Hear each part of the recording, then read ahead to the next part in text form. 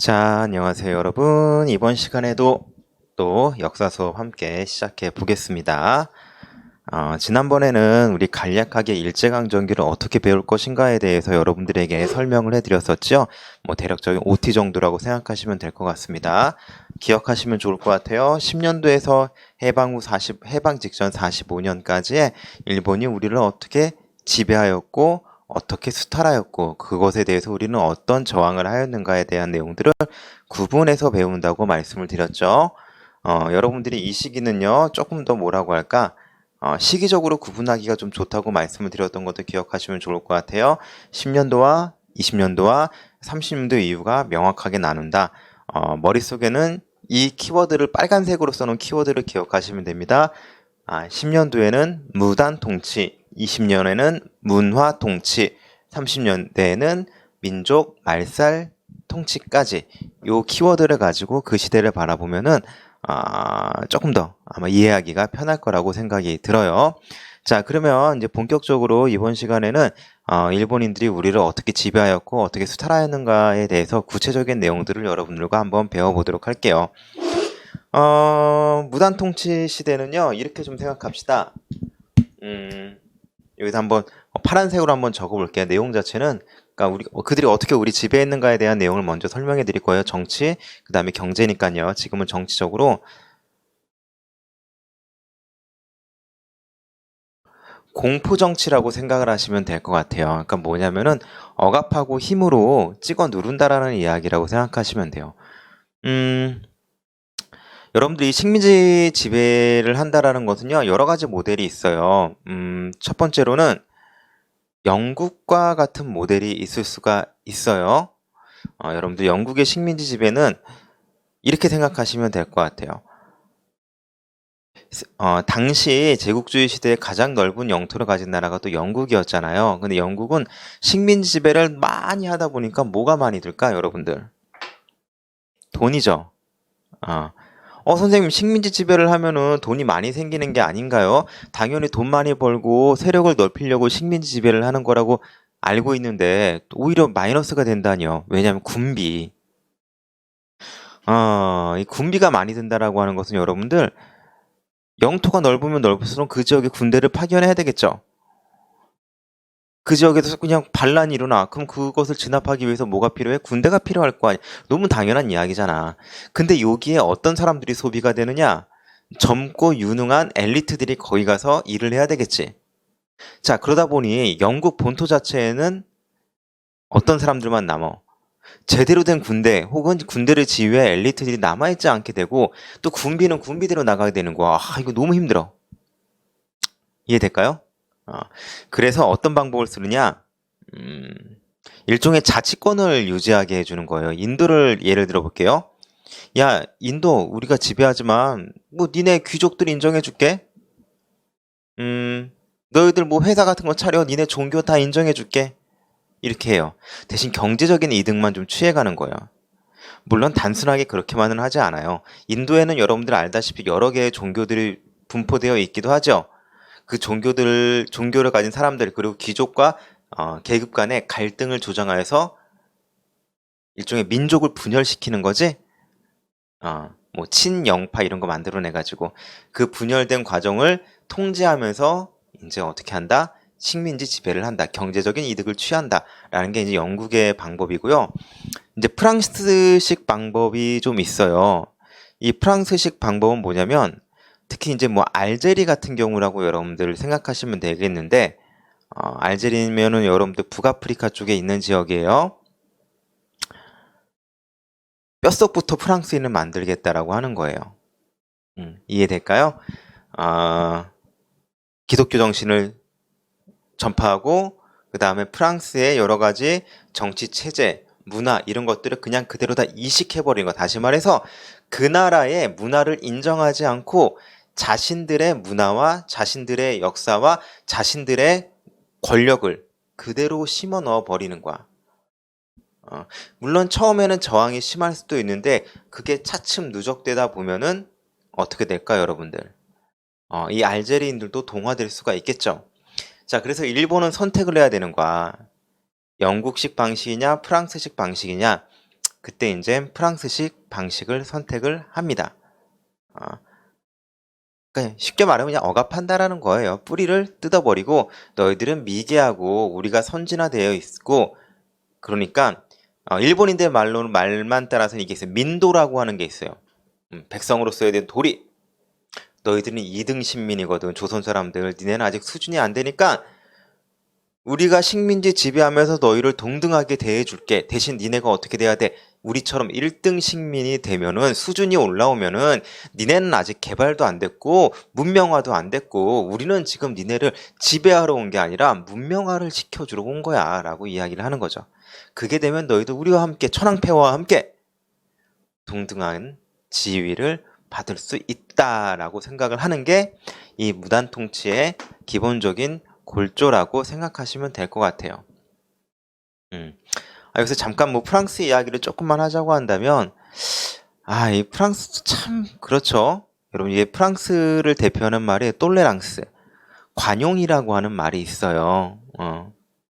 그런데 여러분들 그 최근에 이런 거 들어봤나요? 이 프랑스에서 뭐라고 할까?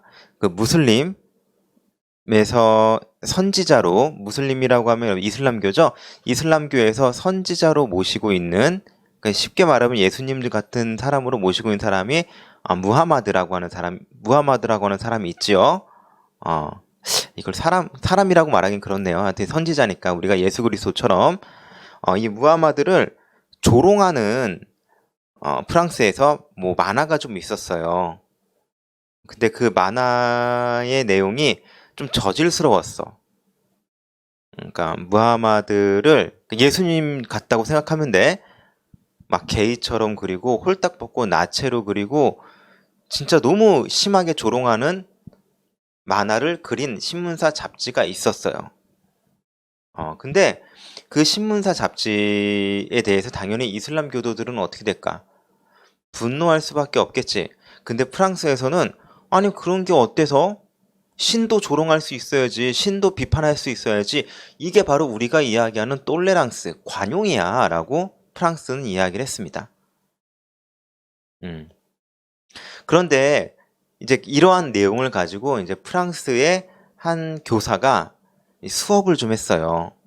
프랑스라고 하는 나라는 이렇게 언론 비판의 자유가 있는 나라야 라고 하면서 그 이슬람교의 선지자인 무하마드를 조롱했던 그 만화를 막 설명하고 보여주고 이래도 이렇게 막 설명을 한 거야.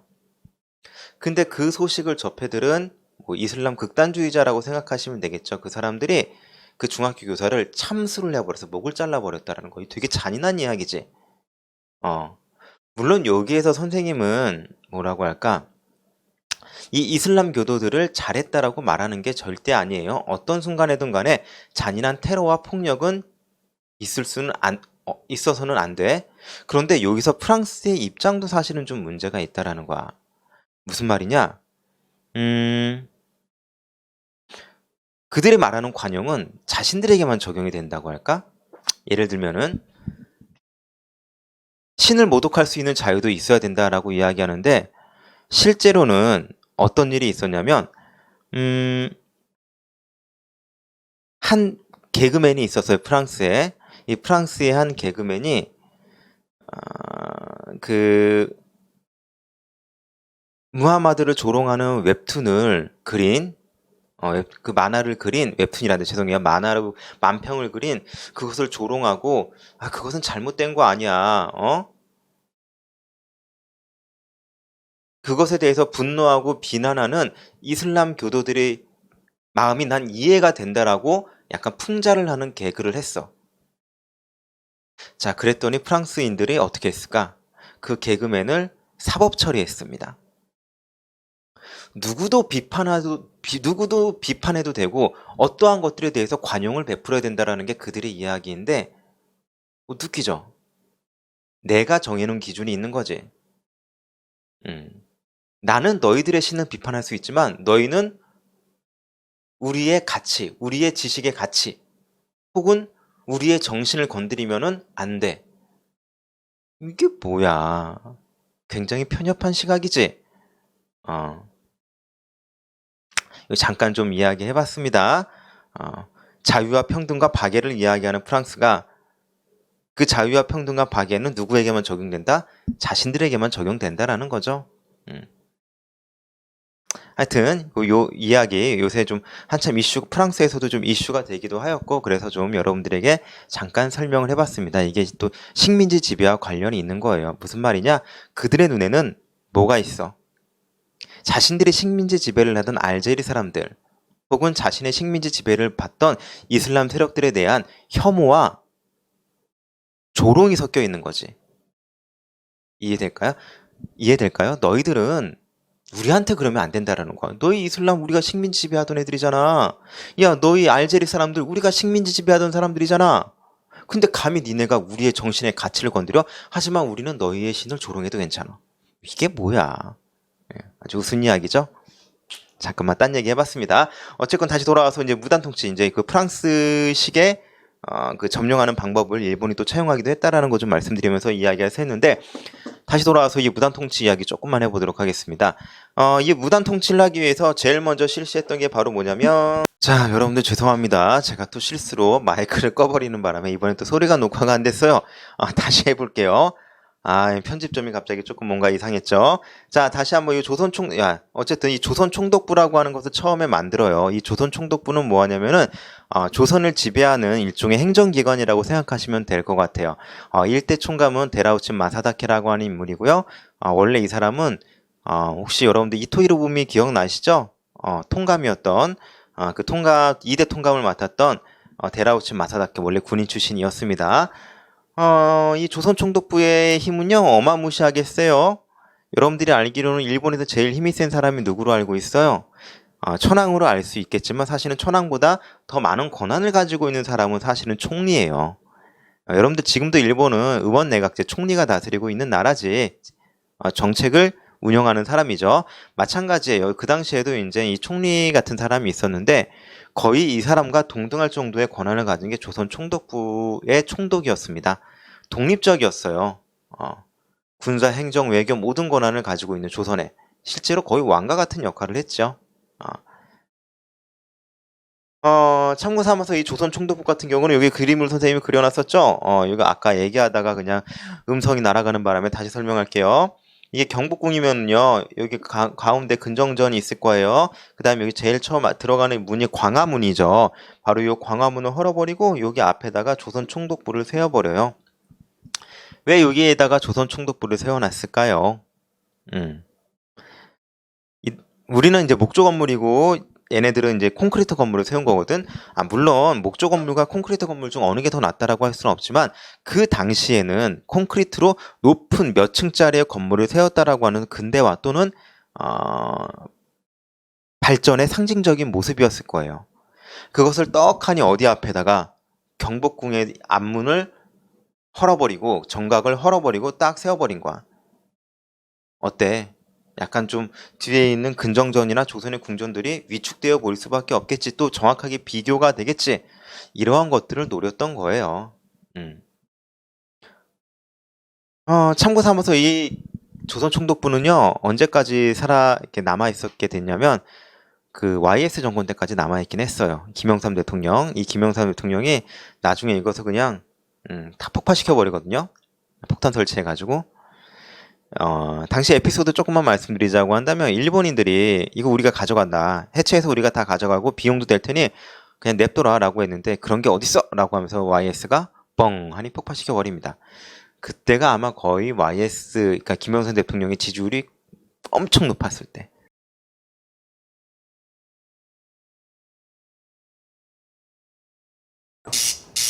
네, 1995년에 제가 20살이었습니다. 네. 광화문이죠. 네, 95년 서울 광화문입니다. 저희 네. 못 보던 건물 있고. 서울의 한복판 경복궁을 가로막고서 일제의 총독부로 해방 후에는 정부 청사로 그리고 국립중앙박물관으로 쓰여온 이 건물이 끝내 헐려 사라지게 됐습니다. 그렇죠. 1995년이 또 광복 50주년이기도 했고요. 네, 조선 총독부 건물을 해체를 하는데, 네, 이렇게 첨탑부터 먼저 이렇게 들어 올리면서 해체를 했습니다. 저 건물 지어진 지 한 70년 만에 이제 해체를 하는 건데 첨탑 드는데 뭐 10분밖에 안 걸렸다고 해요. 야, 지금 이렇게 보니까 굉장히 거창하게 행사로 해가지고 네. 했죠. 청산하고 민족의 정기를 바로 세워 통일과 밝은 미래를 지향하는 저 때 이미 통일과 밝은 미래를 지향한다고. 네. 예. 행사를 크게 하니까 이제 많이들 보러 오시고 시민들 오시는 시민들이 우리 계신데. 사는 것 같아요. 아주 그냥 가슴에 뭉쳤다가 확 털어져 나가는 그런 기분이야. 이렇게 일제 잔재가 지금 아직 청산되지 않은 시점에서 이렇게 총독부 건물이 없어지니까 저는 좀 이렇게 시원한 걸 좀 느껴요. 민족 정기를 되살리는 데 있어서 이게 이제 시발점이 되지 않나 그 가슴 뭉클한 걸 저는 느꼈습니다. 만시지탄이 있습니다. 벌써 했어야 될 일을 이 시간까지 끌었다는 자체가 그 만시지탄이다 때늦은 탄식 하신다는 게 네. 저게 70년 동안이나 지어진 지 거의 70년 동안이나 대한민국 그렇죠. 한복판에 예. 광화문 한복판에 있었던 거고 독립운동 하셨던 분들 보기에는 정말 너무 늦었다 이렇게 네. 보셨겠습니다. 네.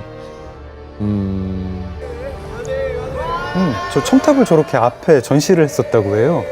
저 경복궁이요 만선으로 봤잖아요. 그래서 참 후련해요. 철거하는 건 좋은데 앞으로 그러면 뭐를 보고 우리 2세들이 대일 경계가 되겠느냐. 대일 경계가 되겠느냐. 예. 이게 철거 자체는 시간이 1년 넘게 걸려가지고 예. 96년에 이제 완전히 철거가 됩니다. 96년 11월. 네. 저렇게 철거가 되네요. 서린 옛 조선 총독부 건물은 역사 속으로 사라지는 현실을 거부하려는 듯 마지막 철거 순간까지도 벽면 한쪽이 남아있다. 30여 분 만에 헐려나갔습니다. 지난 70여 년 동안 그늘에 가리워졌던 북악산과 경복궁의 모습이 시원스럽게 드러났습니다. 그러네요. 저게 지금 우리가 알고 있는 이제 경복궁? 그렇죠. 광화문에 지금 바로 나오죠. 네, 이제 네. 뒤쪽에 이제 예. 복원한 광화문 네. 나오네요. 엄청 높아질 때였을 거예요. 좀 시원시원한 맛도 있었죠. 근데 한편으로는 이제 학자들은 이거 역시도 우리의 기록이고 우리의 아픈 역사이니 장소를 옮겨서 우리가 보관을 하자라는 거였지 문화재로서의 가치로서 어쨌건 아픈 역사라고 무조건 배제하고 없애버릴 수는 없는 거잖아요. 물론 선생님도 심적으로는 그러니까 머리로는 그렇게 좀 공감이 되는데 그래도 마음으로는 뻥 터지니까 시원하긴 했어. 꼴보기 싫었거든. 자, 어쨌든 이 조선총독부라고 하는 막강한 권한을 가진 조선의 행정을 책임지는 부서가 만들어졌고요. 옆에 지금 하나 더 써놨네요. 중추원이라고 하는 거 적어놨는데 이 중추원은 뭐냐면은 이거예요. 야, 우리가 우리 마음대로 일본 우리 마음대로 총독 마음대로 지배하지 않을 거야. 이 중추원을 두었어. 이건 부서 이름이에요. 이 중추원은 뭐 하는 곳이냐면 주로 친일 인사들을 여기다 갖다 놓고 나 너희들의 의견 들을 거야. 너희들이랑 회의한 다음에 너희들의 의견을 들어서 그 정책을 반영할게. 그리고 조선에 관한 것들은 내가 너희한테 조사하는 거 있으면 막 맡기고 그럴게 라고 하는 용도로 만들어진 부서가 바로 중추원인데 헛소리 하지마 임마. 바로 자문기구. 문의하는 거죠. 실질적인 권한은 존재하지 않아요. 하지만 이 친일파들은 여기 간다고 또 어때? 엄청 좋아했겠지. 아싸 나도 관직 생겼다. 하지만 회의가 열릴까요? 열리지 않을까요? 예, 단 한 번도 열리지 않아요. 립서비스입니다. 립서비스. 하지만 친일파들은 너무 좋아했습니다. 참고삼아 말씀을 드리고요. 두 번째 또 여러분들이 알아두셔야 되는 게 뭐냐면 조선총독부가 세워지고 이때를 상징하는 게 바로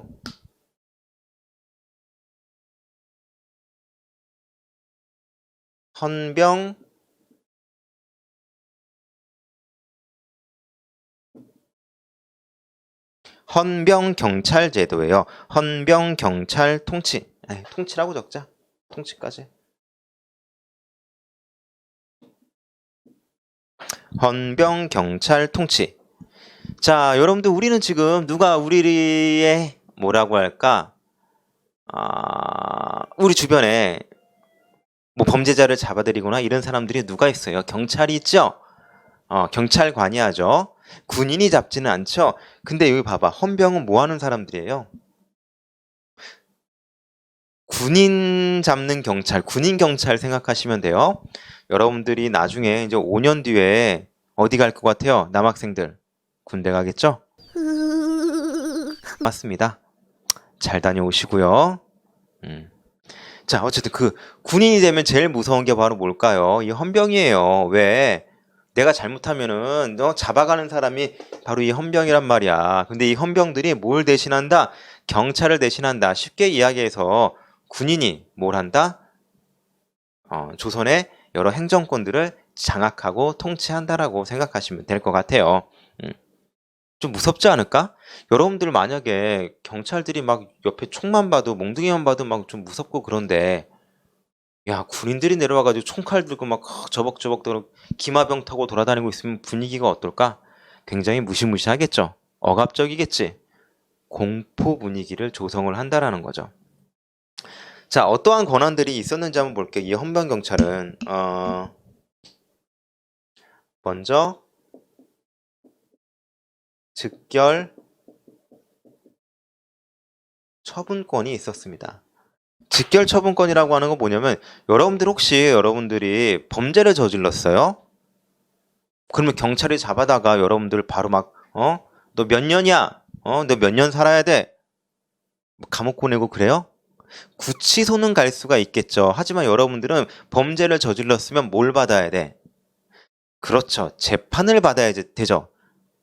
변호사를 선임하고 재판을 받고 그에 합당한 책임을 물게 되는 거지. 근데 그런 거 없어요. 즉결 처분이 가능합니다.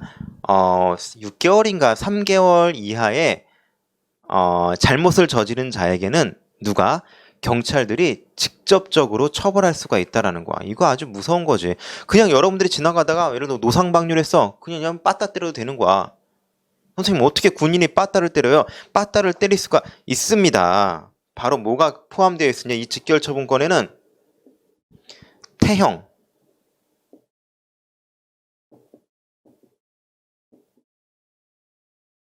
이 포함되어 있었어요. 태형은 뭐야?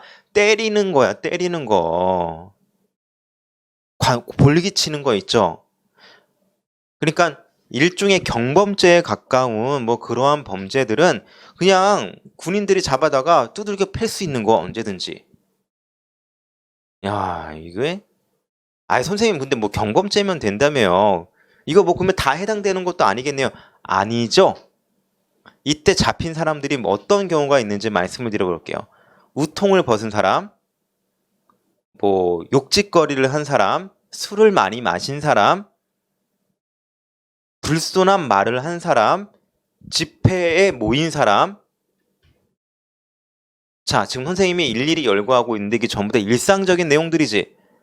그냥 일상적인 내용 중에 헌병경찰에 눈에 뜨면 어떻게 된다? 마구잡이로 잡아가다가 때릴 수 있다라는 거야.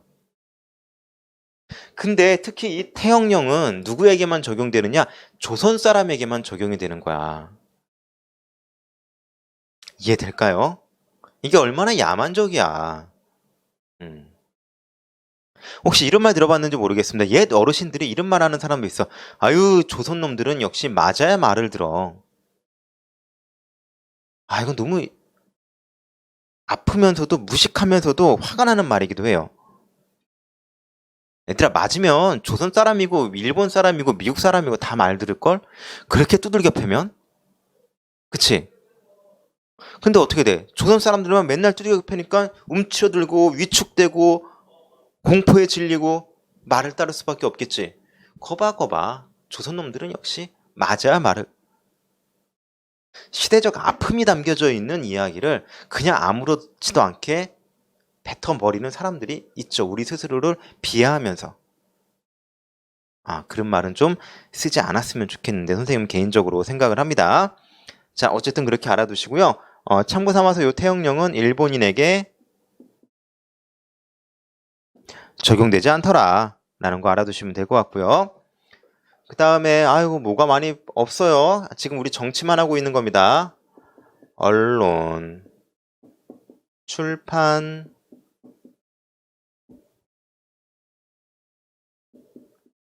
집회, 결사의 자유를 박탈합니다. 그냥 쉽게 이야기하면은 기본권을 박탈한다는 거야. 니네는 신문도 만들 수 없고 제대로 책도 만들 수 없고 몇 명 이상 모이면 우리 마음대로 잡아갈 수 있고 집회 안 돼. 이런 거예요.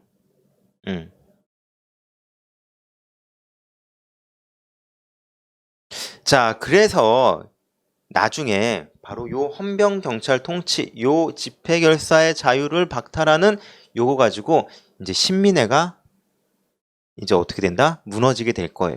우리 신민회 기억나요? 독립운동 기지 만들려고 했었던 비밀 결사, 선생님 여기 위에다가 한번 해놨었던 그 단체, 그 이야기 조금 이따가 다시 해드리기로 하고요. 자, 그리고 요 헌병 경찰 시대를 상징하는 모습이 하나 있어요. 바로 교사의 모습이에요. 교사가 뭘 하고 있다?